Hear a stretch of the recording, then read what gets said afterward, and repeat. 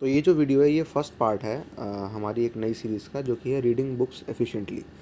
तो ये introductory part होगा, है ना। तो इस पूरी सीरीज़ में हम बात करेंगे कि हमें किस तरह से बुक्स को एफिशिएंटली रीड करना चाहिए।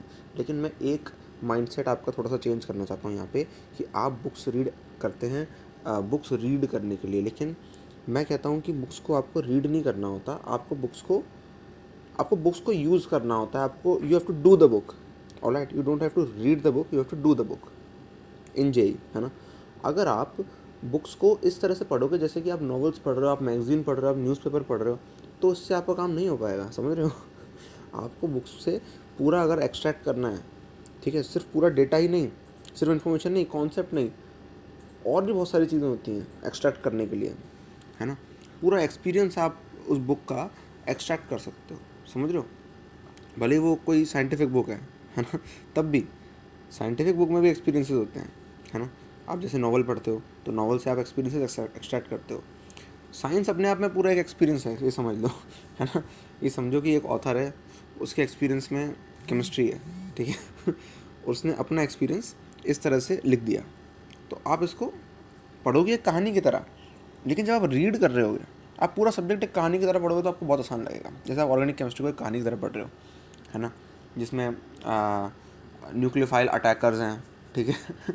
बेस अटैकर है, लेकिन उसको सिर्फ H+ चाहिए होता है ना। अगर आप इस तरह से पूरी स्टोरी बना के पढ़ते हो, ठीक है, इलेक्ट्रोफाइल गरीब है, ठीक है, या कार्बोकैटायन गरीब है, उसका ऑक्टेट कंप्लीट नहीं है ना, तो इस तरह से अगर आप स्टोरी बना के पढ़ते हो तो ये बढ़िया हो सकता है।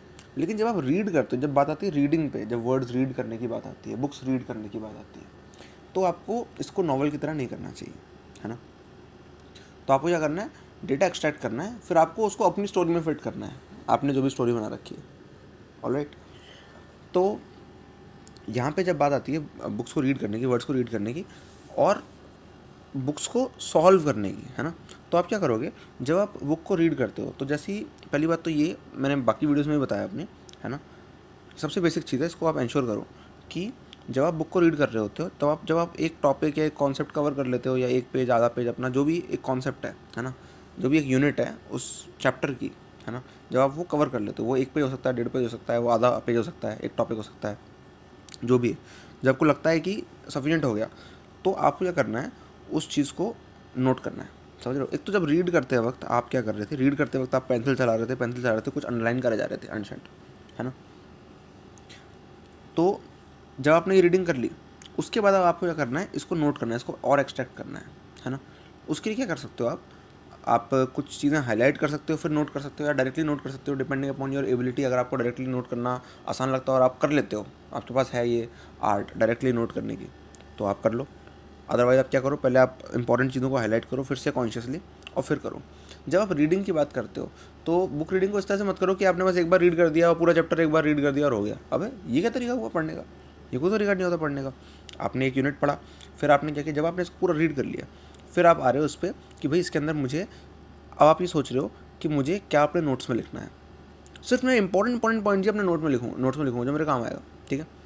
और जब मैं नोट्स लिख रहा हूँ तो मैं इसमें क्या करूँगा, डेटा अलग लिखूँगा, फॉर्मूला अलग लिखूँगा, रटने वाली चीज़ अलग होगी, समझने वाली चीज़ अलग होगी। और जो भी उस बुक में अगर कुछ एक्सप्लेन हुआ है तो उसको मैं अपनी भाषा में एक्सप्लेन करके अपने नोट्स में लिखूँगा, अपनी भाषा में, ठीक है। अपनी भाषा मतलब क्या, इधर भी इंग्लिश है मैं भी इंग्लिश में लिखूँगा, अरे भाषा का मतलब ये नहीं है, ये नहीं है भाषा का मतलब अपने वर्ड्स में आपको लिखना है। बुक्स के वर्ड्स जो हैं वो आपको छापने नहीं है अपने नोट्स में, ठीक है। तो एक तो ये चीज़ है कि आप जैसे जैसे बुक को पढ़ते जा रहे हो, आप नोट्स बनाते जाओगे, और नोट्स में पहले आपने एक रीडिंग लगा ली, फिर आप उसको दोबारा देखोगे, तो आप हाईलाइट कर सकते हो, फिर नोट कर सकते हो, या फिर बिना हाईलाइट करे नोट कर सकते हो, है ना। जब आप नोट कर रहे होगे तो आप क्या करोगे, जो भी डेफिनेशंस होंगे, जो भी कॉन्सेप्ट्स होंगे, जो भी समझने वाली बात होगी, उसको आप अपनी भाषा में लिखोगे, है ना। और जो डेटा होगा, डेटा को अलग लिखोगे, डेटा को हमेशा अलग लिखो, डेटा फार्मूला ये अलग, हमेशा अलग, ठीक है। अगर फार्मूला बन जाता है तो उसको एक बॉक्स में डाल दो, ये डेटा अलग से, उसको डेटा का अलग बॉक्स बना दो, उसमें डाल दो। क्योंकि जो डेटा है ना, वो डेफिनेशंस और कॉन्सेप्ट्स और इन सब से, जो सब्जेक्टिव चीज़ें हैं उससे जो डेटा है वो, समझ रहे हो, मिक्स नहीं करना चाहिए। मिक्स हो जाएगा तो खिचड़ी बन जाएगी और तुम्हें समझ में नहीं आएगा क्या याद करूँ क्या समझूँ।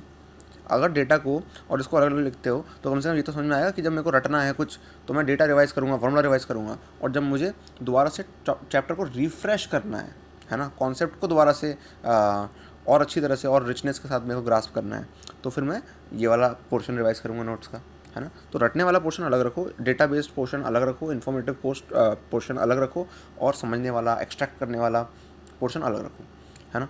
और ज़्यादातर लोग क्या करते हैं, ये करते हैं गलती कि जब वो बुक रीड करते जाते हैं तो बीच में जो एग्जाम्पल उनको इग्नोर कर देते हैं,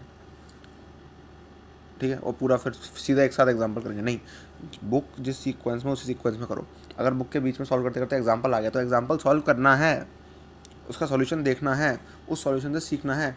एग्जाम्पल एक बहुत अच्छा फॉर्म होता है लर्निंग का। आप सिर्फ थ्योरी रीड करके लर्न मत करो, आप थ्योरी तो रीड करो ही, उससे लर्न करो ही, लेकिन एग्जाम्पल से भी लर्न करो, क्वेश्चंस के सॉल्यूशन से लर्न करो। ये बहुत इंपॉर्टेंट चीज़ है, ठीक है।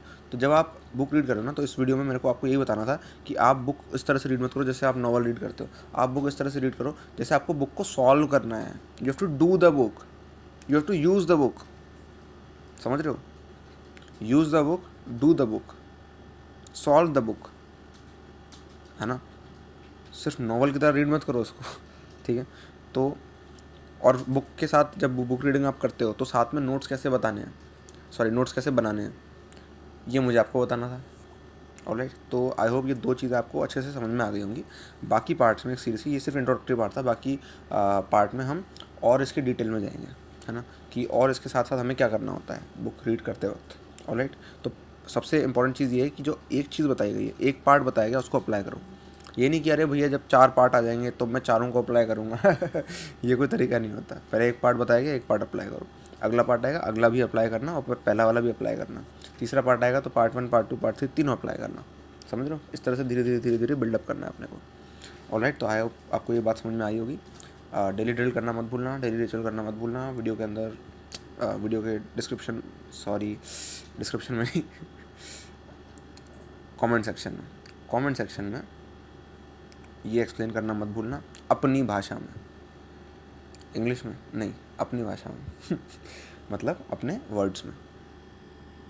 Alright, all the best.